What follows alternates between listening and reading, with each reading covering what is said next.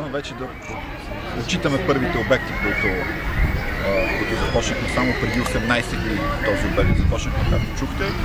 Стойността на санирането е 82 000 лева, като включваме топлинна изолация, 6 000 лева е проектирането, така че това са средства, последните средства от фонд СОФТ, който община Пловдив имаше и в годините, така или иначе работеше с него. Тази година ще бъдат завършени последните обекти от фонд СОФТ. Това е един от тях, но това пък е първият обект за саниране, който така реално в летния сезон започваме с големия проект на фонд Козлодуй. Така че от тук, както чухте преди малко, 11 обекта са в район Северен. Очакваме до сряда да получим одобрението от Европейската банка, което означава, че можем да сключим по най-бързи начин договорите.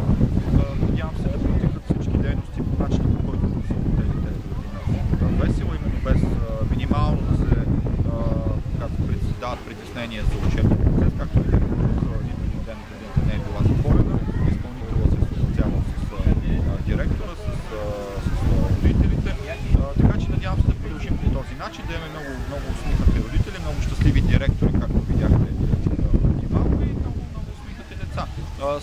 Санирането е много важна част от модернизиране на общинската инфраструктура, не само в детските градини, в учебните заведения, включително и в общинските сгради. И летния сезон е времето, в което трябва да бъдат извършвани такива дейности. Огромни по мащаб са обектите, които тази година общината ще реализира.